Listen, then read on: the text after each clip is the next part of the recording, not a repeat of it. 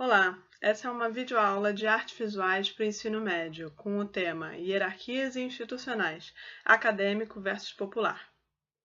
Bom, eu não tenho como começar esse tema sem fazer uma contextualização histórica prévia antes, sobre a virada da Idade Média para o Renascimento e a consolidação do conceito de arte e de artista que a gente conhece até hoje. A sociedade medieval como um todo era em sua grande maioria analfabeta.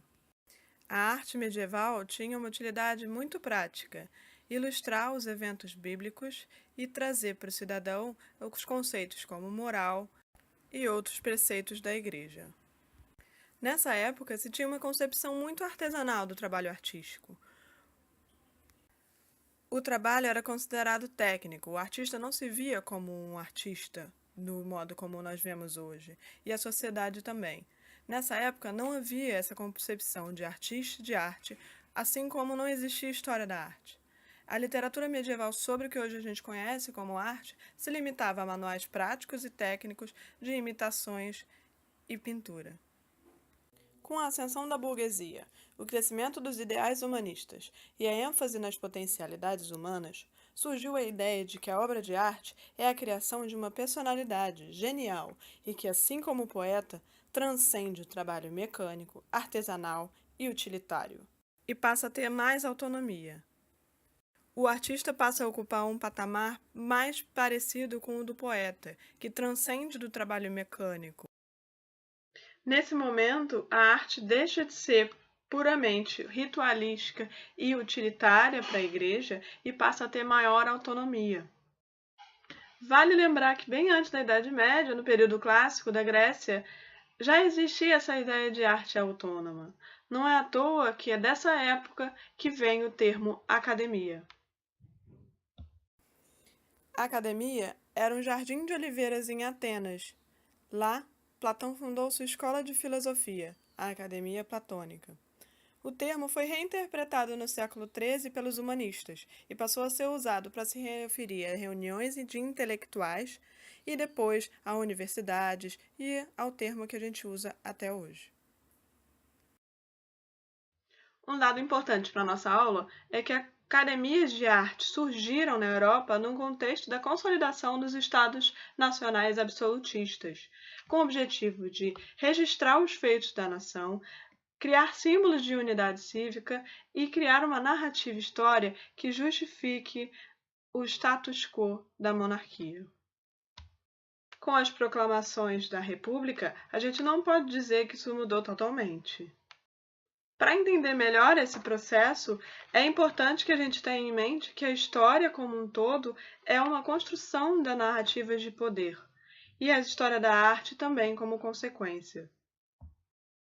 O nosso modo de ver, interpretar e redigir o mundo está totalmente permeado pelas nossas diferenças de ponto de vista, diferenças de classe, diferenças de gênero, de nacionalidade, de cultura e entre tantas outras. Bom, feita a contextualização, voltemos ao tema da aula: hierarquias institucionais, acadêmico versus popular. A valorização das belas artes pela burguesia gerou essa diferenciação entre a arte dita erudita e a arte popular. Isso faz parte de um discurso burguês. A própria ideia de cultura popular é por si só erudita, pois foi uma narrativa construída pelos acadêmicos para diferenciar e justificar os privilégios de classe, dividindo a sociedade entre os cultos e incultos e hierarquizando os trabalhos artísticos. No caso específico brasileiro, a gente tem outras características complementares às que nós vimos até agora sobre a valorização do acadêmico em detrimento do popular. Os portugueses e demais trabalhadores livres do Brasil estenderam o preconceito racial também aos trabalhos manuais. Afinal, trabalho manual era coisa de negro. Nesse sentido, é possível dizer que a valorização do acadêmico também teve uma justificativa racial muito forte. Em 1904, Nina Rodrigues publicou As Belas Artes no Colonos Pretos do Brasil, a Escultura, na qual fala que as manifestações da sua capacidade artística na pintura e na escultura, as mais intelectuais das belas artes, melhor o atestaram agora que o poderam fazer a música e a dança. O que nos mostra que, mesmo quando se queria falar bem das manifestações artísticas afrodescendentes, isso era feito com uma visão racista, evolucionista e que desprezava as produções que não eram feitas pela burguesia branca e intelectual europeia. Aqui, na época do modernismo brasileiro, foi trazida novamente essa discussão sobre a arte popular brasileira.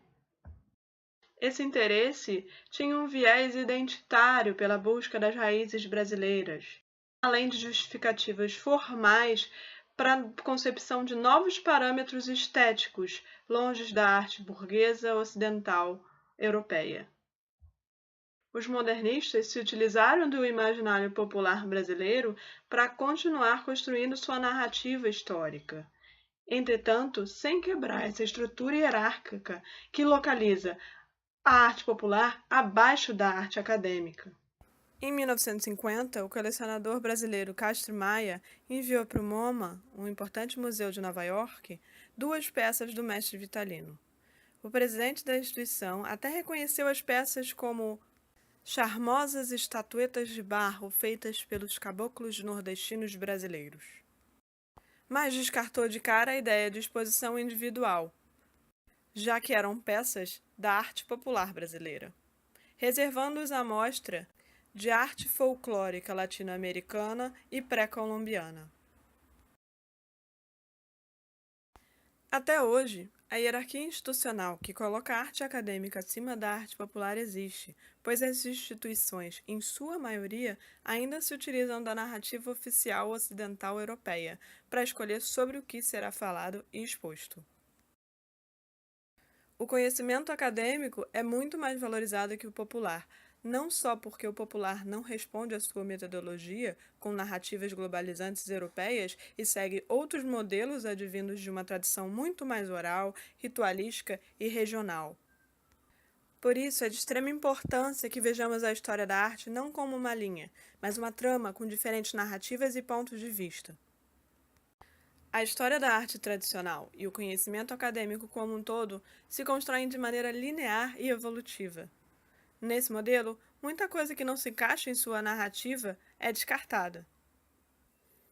É de extrema importância que nós, sejamos acadêmicos ou não, entendamos a história e as hierarquias institucionais de outra maneira. Para que tenhamos uma visão da arte do mundo mais complexa e menos limitadora e excludente.